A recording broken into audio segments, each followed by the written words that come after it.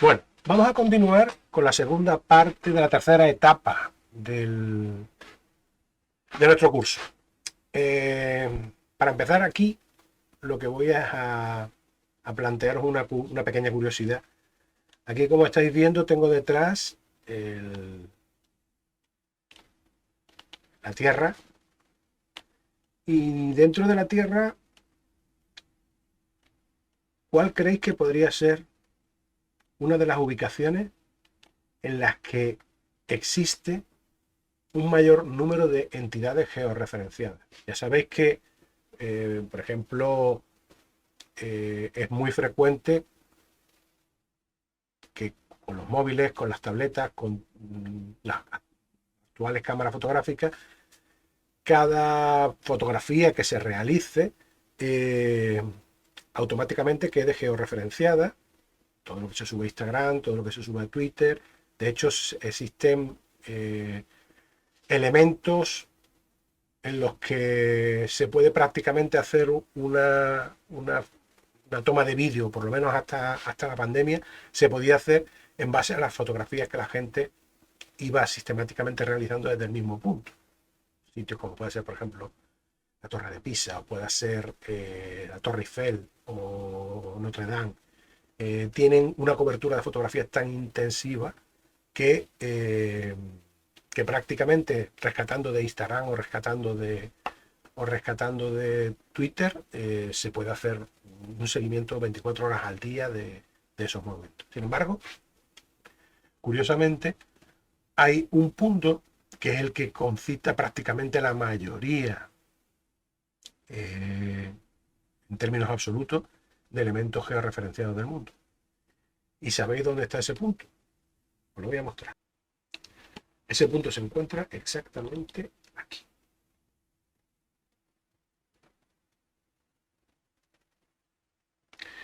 Y vosotros diréis, pero bueno, y ahí en medio del Golfo de Guinea, ¿qué demonios hay para que realmente merezca tanta cantidad de georreferencia? Bueno, pues ahí realmente no hay nada. Lo que están son las coordenadas 00. O sea, ese punto concreto son las coordenadas 00 del WGS 84. Es decir, y por ende, todo sistema que está georreferenciado y en el que no se está georreferenciado, que está contemplada la georreferencia y que no se rellena esa información, pues en principio tiene como coordenada ese punto 00. Por lo tanto, hay verdaderas cantidades ingentes de información que cuando uno trata de ubicarla, pese a tener contempladas sus coordenadas, si no se han rellenado, pues la encontraremos ubicada aquí, en la famosa isla nula. En esa isla nula, que como veis es un cacho de mar, sí existe realmente una cosa, existe por lo visto una boya dedicada a mediciones de cuestiones de marea y tal y cual, pero es lo único que hay. Sin embargo, es uno de los puntos del mundo donde existe un mayor número de elementos georreferenciados. Vista esta curiosidad y conocido ya por fin el punto 00 famoso del que del sistema de coordenadas WGS 84, vamos a ir directamente con un ejemplo un poquito más mundano y que se va y sobre el que vamos a trabajar hoy. Vamos a emplear, vamos a seguir el ciclo completo para obtener información. En este caso, lo que vamos a hacer es lo siguiente. Vamos a emplear una información que, si bien no tiene naturaleza geográfica, es decir, no es un shape, no es un JSON, no es una hoja de CAD, no es un elemento georreferenciado, sino que realmente con lo que vamos a trabajar de nuevo es con un fichero CSV, que como sabéis son unos ficheros de texto muy sencillos, que lo que tienen son valores separados por coma. En este caso, esos valores separados por coma tienen una peculiaridad, y es que dos de esos valores son precisamente las coordenadas donde se ha producido ese punto. En concreto vamos a seguir aprovechando el portal de datos abiertos del Ayuntamiento de Málaga. Yo he estado buscando por ahí, he estado haciendo mis pesquisas y me he encontrado con una capa que son incidencias resueltas en la vía pública en el año 2020. Esa capa, que puede ser pertinente, pues dependiendo de qué clase de estudio esté yo realizando. Imaginaos que nosotros estamos trabajando y queremos analizar, queremos buscar una correlación entre las zonas que estamos caracterizando socialmente y, digamos, el nivel de deterioro o el nivel de asistencia que es necesario realizar en esas zonas concretas. Ver si existe alguna clase de correlación entre zonas más deprimidas y mayor afluencia o no, o la existencia de distintas zonas que, si bien no se encuentran a priori dentro de ese ámbito, sin embargo sí requieren un mayor gasto de recursos por parte del ayuntamiento a la hora de mantener.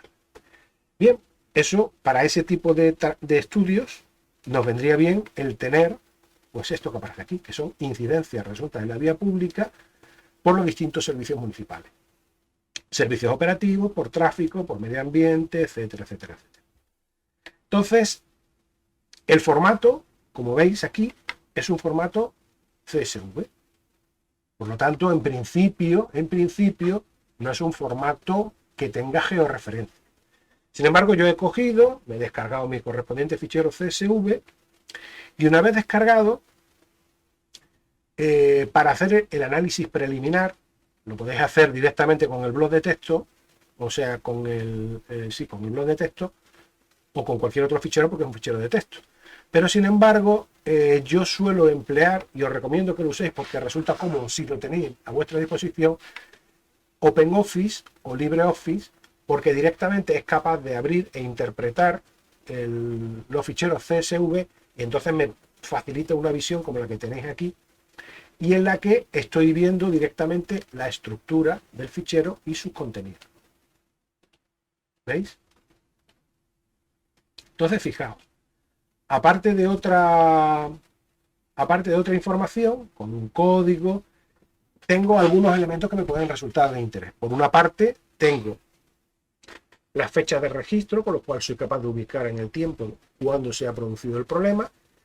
Tenemos la prioridad que asigna el ayuntamiento, una dirección que en determinadas circunstancias podría venir bien, pero sobre todo, fijaos que estos dos campos son de gran interés: latitud y longitud. Luego tengo una caracterización del tipo de incidencia y, bueno, quién es el responsable dentro de la estructura del ayuntamiento de hacer frente a la resolución de esa incidencia. En este caso, y dado el curso que estamos dando, lo que particularmente nos interesa son estos dos campos de aquí, latitud y longitud, que, como veremos después,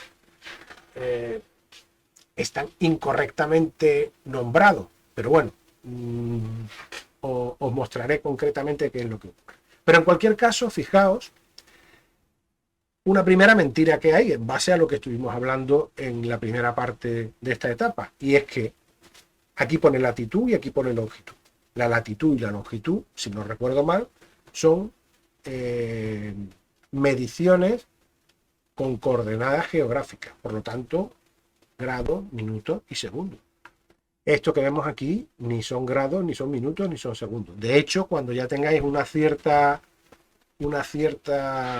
práctica, vais a reconocer de una forma inmediata las coordenadas UTM que están dentro del ámbito de vuestra zona en la que estáis trabajando. En este caso, en nuestro caso, en Málaga, el que te encuentres un par de números, uno que sea de 300 y pico mil y el otro que sea de 4 millones y pico mil, resulta altamente sospechoso porque son el rango básico entre los 3 millones, o sea, 300 y pico mil y los 4 millones y pico mil de las coordenadas UTM que se encuentran en el ámbito de Málaga. Por lo tanto, primera mentirilla que tenemos aquí es que esto no es latitud y esto no es longitud, puesto que no son coordenadas geográficas, sino que son coordenadas UTM.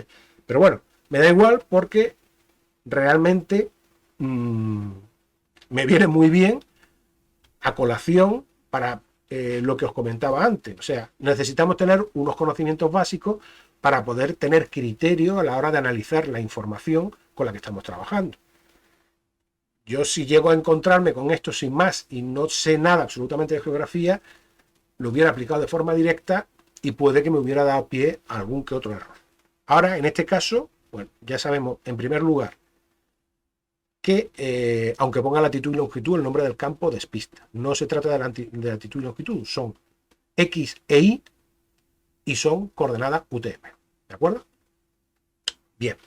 Bueno, entonces fijaos, aparte de este pequeño detalle que luego veremos cómo resolvemos, tenemos códigos y tenemos fechas, tenemos información de distinta naturaleza en cada uno de los campos. Ya en el ejercicio anterior, a algunos compañeros se les dio el problema de que si bien QGIS normalmente es capaz de adivinar con relativa precisión los contenidos de cada una de los campos que nosotros importamos dentro de un fichero CSV, puede darse el caso de que se induzca confusión o que él por alguna circunstancia interprete como entidades textuales, cuestiones que son numéricas, etcétera, etcétera. Aquí, digamos que mediante esta visión tenemos bastante clara cuáles son los contenidos de cada uno de los campos. Así, por ejemplo, esto es un número entero, esto es un texto, esto es una fecha con hora, esta es otra fecha con hora, esto es texto, esto es un número real, un número decimal, ¿de acuerdo? ¿Por qué? Porque tiene coma y decimales, ¿vale? Este también lo es, esto es texto y esto es texto. Bien, os voy a explicar una forma que tenemos relativamente sencilla de complementar la información que tiene un fichero CSV y evitar de esta forma que tengamos que andar haciendo adaptaciones de campos, sino que directamente en el proceso de importación a QGIS los campos sean exactamente lo que deben ser. ¿Cómo se hace eso? Fijaos que en este caso estoy trabajando con un fichero, aquí arriba no se ve porque está muy pequeñito, pero el fichero se llama incidencias.csv. Bueno, pues yo me he ido al blog de notas y he creado un fichero que se llama incidencias.csvt de tipo, ¿de acuerdo? Incidencias.csvt. ¿Y qué es lo que introduzco dentro de este fichero CSVT? Pues lo que hago es definir el tipo de información que contiene cada una de las columnas. Es tan fácil como eso. Lógicamente de acuerdo con unas claves previamente establecidas. Así, por ejemplo. En este primer caso, como se trata de un número entero, pues le pongo int. Segundo caso, es un texto. Cada vez que me tenga que nominar a un texto, le pondré string. Tal como lo veis aquí, entre comillas. Cuando se trate de una fecha y una hora, pues sería dated time. Dated time. ¿De acuerdo? Dated time. ¿De acuerdo? Es el caso de la fecha de registro y de la fecha de resolución. Dated time, entre comillas, en ambos casos. Prioridad es de tipo string. Dirección es de tipo string. Latitud y longitud, hemos dicho que se trata de un número con decimales. Si se trata de un número con decimales, es un número real. ¿De acuerdo? Real. En contraposición de este primero que tenemos aquí, que es decimales y que es un tipo integer. ¿De acuerdo? Y por último, el tipo y el responsable, que son los dos de tipo string. Una vez que he rellenado esta fila con información, la guardo en la misma carpeta en la que encuentro mi fichero de incidencia. ¿De acuerdo? Una vez hecho eso en ambos casos, lo que me voy a encontrar es esto. Fichero de incidencias CSV, fichero de incidencias CSVT. Ese par de elementos nos va a dotar, nos va a facilitar la información para poder hacer una importación correcta dentro de QGIS, que es lo que vamos a hacer ahora. Aquí tengo QGIS, me voy a mi directorio, a mi carpeta, donde tengo la información correspondiente al curso. Aquí tenemos dentro de las demos, y aquí en los datos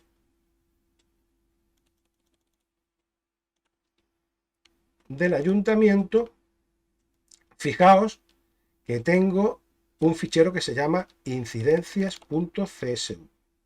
¿De acuerdo? Bueno, como en este caso vamos a tener que hacer alguna cosita más, en lugar de hacer la importación directa, que sería arrastrar y llevármela aquí, lo que voy a hacer es emplear las opciones de importación que se encuentran dentro de la opción capa, añadir capa. Elijo la opción añadir capa de texto delimitado y selecciono incidencias.csu. Bien, entonces, algunas cositas que tenemos que tener presente. En primer lugar, número de líneas de encabezamiento a descartar, ninguna. El primer registro tiene los nombres de campo, correcto, activo esta opción, porque es el caso. Ya lo hemos visto en nuestra hoja de cálculo, que en la primera línea están los nombres de campo.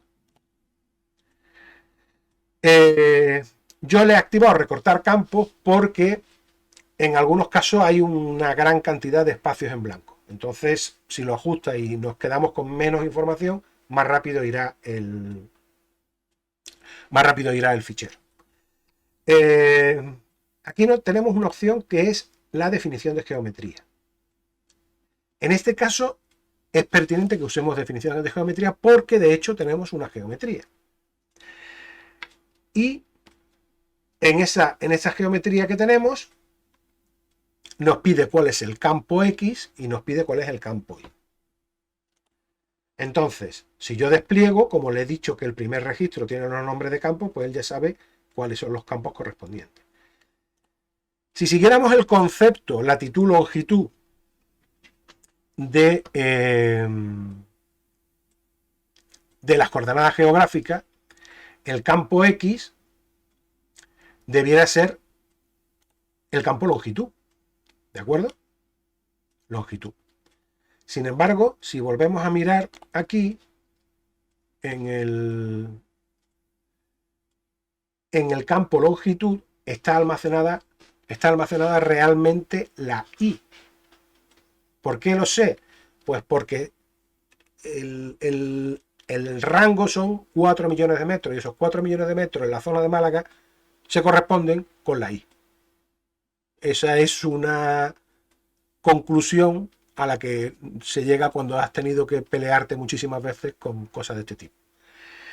Por lo tanto, aquí en mi proceso de importación, cuando me pregunta el campo de X, yo no voy a poner longitud, que sería conceptualmente lo lógico, sino que voy a poner latitud. La latitud se corresponde con el 300 y pico mil metros, que sí es la X dentro del ámbito de las UTM. Y lógicamente el campo Y pues sería la longitud. Nos queda una última cosa por precisar, que es el SRC de la geometría. El SRC de la geometría, fijaos que en este caso concreto se corresponde con lo que hemos visto en la primera parte de la etapa 3. En esa primera parte os hablaba de que estábamos trabajando de que íbamos a trabajar con coordenadas proyectadas de acuerdo con un determinado sistema de proyección. Este sistema de proyección oficial en España es el ETRS 89, con la clasificación dentro del EPSG del 25830. Eso forma parte de la información que os facilité en el anterior caso, ¿de acuerdo?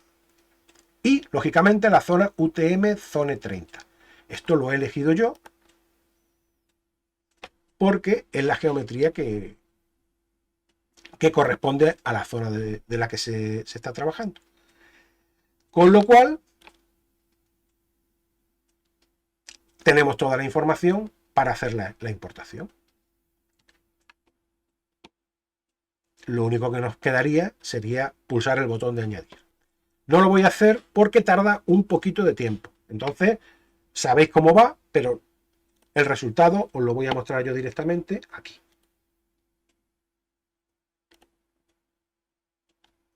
Vamos a acercarnos.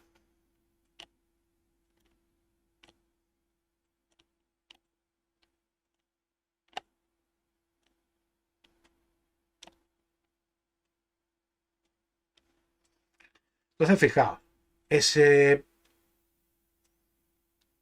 pulular que hay de puntitos es la representación puntual de todos y cada una de las incidencias que están recogidas en la hoja de cálculo, bueno, en el fichero CSV realmente que acabamos de importar. ¿De acuerdo? Si nos vamos a propiedades,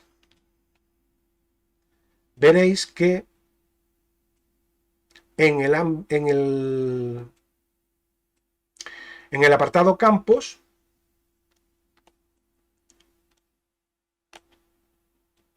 el ID aparece como entero, el código como texto, la fecha de registro y fecha de resolución como datetime, prioridad y dirección como texto, latitud y longitud como double, que es la traslación conceptual del concepto de número decimal real a la estructura de datos que maneja QGIS, tipo y responsable son de tipo textual.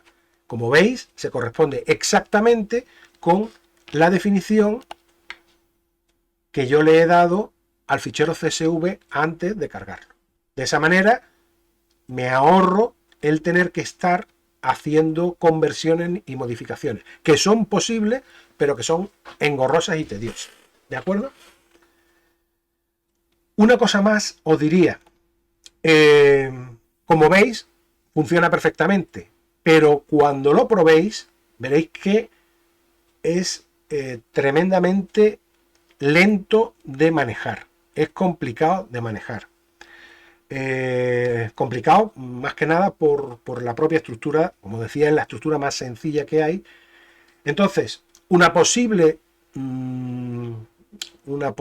alternativa que tenemos para trabajar con más comodidad es pulso el botón derecho del ratón, le doy a exportar, guardar objetos como. ¿Qué es lo que voy a hacer? Sencillamente, una vez que ya he convertido en una capa de tipo puntual la información de las incidencias, la voy a adaptar a un formato de GIS de forma que sea más ágil su tratamiento. ¿Qué formato voy a elegir? Pues puedo elegir el GeoJSON, que como sabéis es un formato basado en temas de web y que sin embargo es notablemente más ágil de manejar que el formato CSV. Elegiría un sitio donde ponerlo, en este caso en el mismo directorio, incidencia JSON. Yo este trabajo ya lo he hecho y una vez hecha la exportación, pues tendríamos esta capa. Fijaos que la diferencia es abismal. Es decir, lo que se tarda en trabajar con una capa en relación a lo que se tarda en trabajar con la otra, cuando una ya está prácticamente lista, la otra todavía está pintando. Entonces os recomiendo que hagáis esto. Por último, deciros que una posible alternativa que habría aquí sería, si nos vamos a las propiedades, en este caso ya voy a trabajar directamente con el fichero GeoJSON, yo puedo cambiar la simbología, que inicialmente sería de tipo símbolo único, ¿vale? Todas estas pelotitas verdes, como ya sabéis, nosotros podemos trabajar con cada una de ellas, es decir, yo puedo pulsar aquí para saber qué tipo de incidencia es esta. Pues ya sabéis, pues en este caso concreto, pues es una incidencia relativa a insectos, pulgas, en esta zona concreta. Aquí, pues podéis ver que hay una tapa de arqueta que ha desaparecido. Aquí, una acumulación importante de basura en la calle. En fin, como veis, en definitiva es una caracterización de la ciudad que puede ser de interés de cara a realizar mapas en nuestro que complementen de alguna manera con información que nosotros inicialmente desconocíamos, ¿vale? Lógicamente, cosas que podríamos hacer. Pues imaginaos que estamos trabajando aspectos muy concretos. Suponed que yo no quiero trabajar con todas las incidencias así de forma genérica. Me puedo ir a seleccionar propiedades y dentro de esas propiedades, como hicimos ya en alguna ocasión, vamos a aplicar. Entonces podríamos aplicar un filtro para trabajar concretamente con un determinado tipo de incidencia. Entonces iríamos al constructor de consultas, elegiríamos el tipo, le pediríamos que nos mostrara todos los posibles tipos que hay. Entonces supongamos que nosotros estamos trabajando, pues, yo qué sé,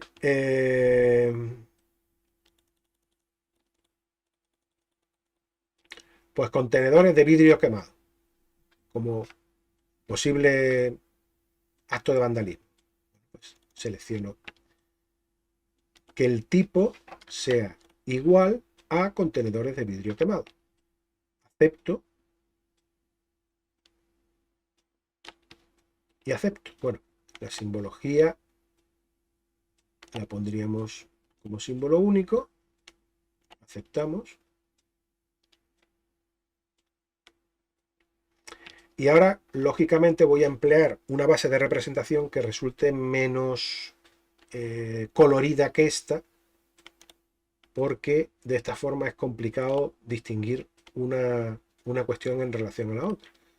Le digo que quiero hacer zoom a esta capa. Bueno, y aquí tenemos los sitios donde se han producido en concreto este tipo de alteraciones. ¿De acuerdo? Si lo que anduviera analizando fueran distintos tipos de contenedores que han sido quemados, pues se podría volver a las propiedades. Seguimos yendo a fuente. Aquí tenemos el filtro que ahora mismo tenemos puesto, que es que los contenedores, el tipo sea igual a contenedores de vidrio quemado. Nos iríamos al constructor de consulta y añadiríamos. ¿Qué condición queremos? Que el tipo sea contenedores de vidrio quemado o... Perdón. O...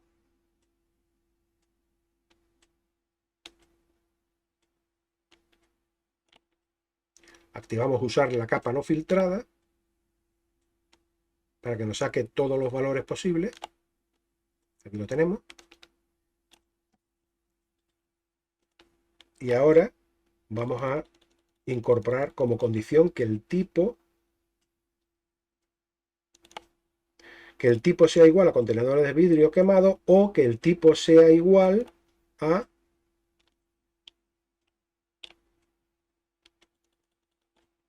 vamos a seguir con contenedores de envase quemado o que el tipo sea igual